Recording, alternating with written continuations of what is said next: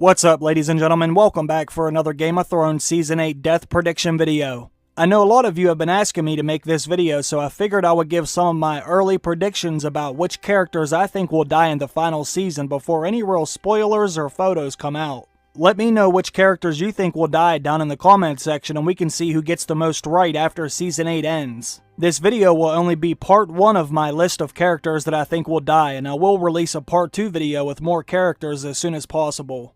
Alright, now let's get started with the predictions.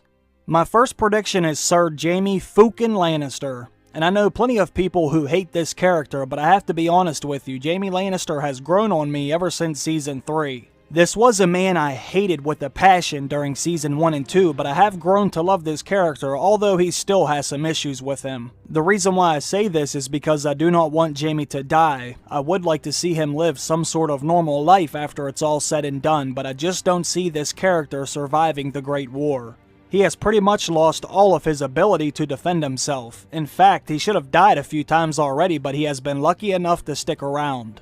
Ever since he lost his hand, he has lost his legendary sword fighting skills, and now he is heading north, in a place where not too many people like him. I do think Jaime will be accepted into Winterfell and they will allow him to fight with them, but I don't see anyone other than maybe Brienne being willing to stick their neck out to save Jaime if he gets into some trouble on the battlefield. I'm not necessarily saying anybody's gonna let him die because they're gonna need his help no matter what. But let's just say I don't see anybody willing to take a bullet for him other than Brienne. The Night King and his army are making their way south, and before you know it, the north is going to be completely under attack, and everyone in Jon and Dany's camp will eventually be surrounded by whites and White Walkers. In my opinion, I don't see Jaime making it out of this alive. He may still find an opportunity to kill Cersei, but I think Jaime will die in the Great War, and he will die in the arms of the woman he loves, just like he said he wanted. But the woman that he loves is not going to be Cersei, which is who he meant at the time when he said that, but he will actually die in the arms of Brienne. That's how I think Jaime's story is going to end. But, and this is a big but, I think Jaime will die by actually sacrificing himself for one of the Starks, possibly Bran Stark. But if it's not a Stark whose life he saves, then I think it could be Brienne's. I see Jaime dying in one of the most honorable ways possible, which is sacrificing himself so others can live. I don't think this is something someone could really imagine Jaime doing back when he was a cocky, handsome man of the King's Guard. But since this story began with Jaime pushing Bran out of the window, I think his story will end by saving one of the Starks. Also, after Jaime dies, I believe Brienne or someone else will make sure Jaime's pages in the White Book get filled with some of the deeds that he has done, and will do in the future. After the Great War is over, someone will make sure that it is written in the history books that Jaime didn't murder the Mad King for no reason, but he did it to save the city, and they will make sure that it is known that he sacrificed himself during the Long Night. The next character that I believe will die is Grey Worm. I actually thought Grey Worm would die in Season 7 because they kept hyping up his relationship with Missandei in all the promos and trailers, so I assumed they would kill one of these characters once they got everybody invested in their relationship. But of course, both of these characters were pretty much put on the sidelines midway through the season. I also think Grey Worm will die in the north fighting the army of the dead.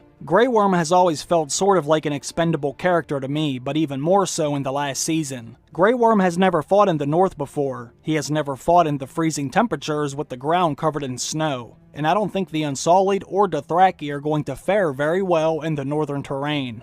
I do think Missandei will survive the entire series, but I think she's going to do it without Grey Worm. They will probably show these two characters connect one more time right before he goes into battle, and then they will tear another relationship apart by killing one of them, and I think that person will be Grey Worm. I also think the entire Night's Watch will cease to exist too. And I made a video specifically about this before, but I will briefly go over my thoughts on this again. Basically, we're going to lose at least half of the remaining characters that are left in this series, and some of the first people to go will be the type of characters that will no longer be needed in the final episode, or I should say during the rebuilding phase, the Dream of Spring phase. I think the Night King and his minions will be stopped for good this time. They will be completely defeated, and they're not going to go to sleep under the ice again for thousands of years. They will be extinct, which means there will no longer be a need for the Night's Watch. The men of the Night's Watch were meant to protect the realm from everything that lies beyond the Wall, but after the Great War is over, there will be nothing left to protect everyone from north of the Wall. The wildlings and other tribes are already either south of the wall or dead, and once the Night King and his army are dead, then there will be nothing north of the wall that anyone will really have to worry about anymore. They technically wouldn't even need to rebuild the wall because I don't think the others are going to be pushed back up north this time. Like I said, I think they're going to be gone for good. The wall and the Night's Watch will no longer serve its purpose, and from now on they will have to throw their criminals in a jail cell. No more running to the wall and joining the Black. I think this will also be a part of the new Westeros too. Things are not going to be done exactly the same as they were before, and getting rid of the Night's Watch will be one of those things. No more barriers keeping people out of the Seven Kingdoms. Jon Snow has already made sure of that, and I think this will continue after the Great War. Next on my list is another one of my favorite role players, good old Beric Dondarrion. And let's be honest here, Beric has been living on borrowed time for multiple seasons now. This man should have died 6 times already. In fact, he's already dead in the books, dead for good too.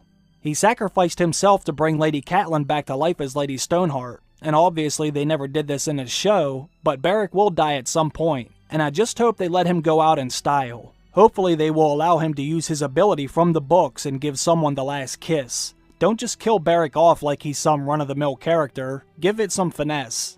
If it were up to me, I would have him die by giving the last kiss to another major character. I think that would be a cool way to send him off, and it could be another nod to the books. But once again, this is just my opinion. That is something I would like to see happen if they decide to bring him back into the story again, and then ultimately end his story. Speaking of Beric Dondarrion, the next character on my list is Tormund Giantsbane. And it actually hurts me to say this because Tormund is in my top 5 favorite characters of all time. I've loved this character ever since he was introduced, even when he was technically the bad guy. I would hate to see Tormund die, and they damn near broke my heart in the finale when the wall came crashing down at Eastwatch. It didn't look good for Beric and Tormund, but I'm hoping they can avoid being killed as the dead march through the wall. I need to see Tormund in the Great War kicking some ass, but I'm afraid he's gonna die in the end. Even the showrunners Dane and Dave said either Tormund or Brienne will die. And obviously they could be trying to mislead people, but basically what happened was somebody asked them about Tormund and Brienne hooking up, and they said one of them must die in the end. They will not live happily ever after together, and I think if one of them is to die, then it would be Tormund. Brienne is arguably one of the best fighters left on the show, and she definitely knows how to defend herself. And she has a Valyrian steel sword, so she could defend herself against the White Walkers as well. I think Brienne will survive the entire series, but she will lose both of the men that are in her life, because Jaime and Tormund will die. Tormund was lucky enough to survive the mission beyond the wall, and he was lucky to survive the wall coming down, but I think the third time will be the charm. 3 strikes and Tormund is out. The next character that I think will die is Sir Gregor Clegane, the motherfunking mountain. I have no way to put this philosophically or poetically. This asshole just needs to die. I don't care if he dies during Clegane Bowl or if he slips on a banana peel. Someone must take this man down. There is no way they can let him survive this entire series. This freak show has been wreaking havoc since the first season, and in my opinion, he will see his judgment day. It's not how it ends for you, brother. You know who's coming for you. You've always known.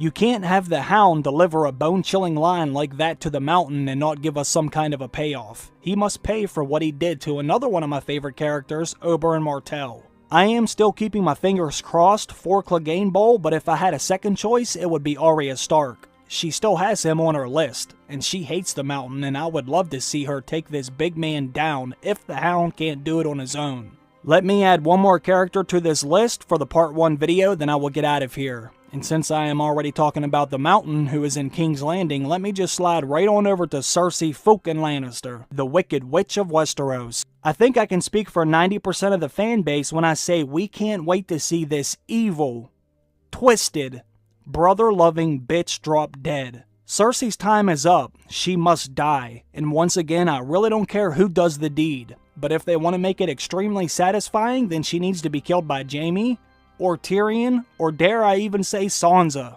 Now I know Cersei is on Arya's list, and Arya really wants to kill her, but I think it would be more satisfying if Sansa was able to kill her instead of Arya. Sansa had to put up with Cersei's evilness way more than Arya ever did, and I would be extremely satisfied if Sansa was able to cast her down somehow. But I think Jaime or Arya is actually more likely to deliver the fatal blow. But there is a strong chance that Cersei will live until the very last episode, considering all of her enemies are now in the north, and they are about to be at war in the north. Since the Night King is already south of the Wall, Jon and Dany are going to have to focus on him immediately, which allows Cersei to continue living. Unless that is, of course, someone decides to take a quick trip to King's Landing and finish her off. Even if Jon and Dany's forces are completely decimated by the Night King, I still believe they will have enough left over to take care of Cersei and whoever she may have fighting for her in the end. Then someone's going to need to slip behind enemy lines and most likely choke the life from her and end her reign for good.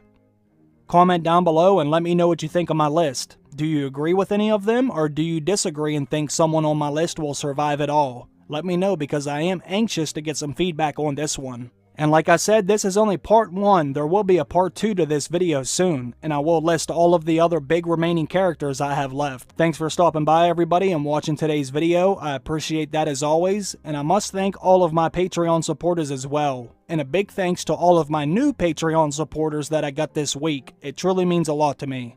I hope you all have a great day, and I will see you in the next one. Bye.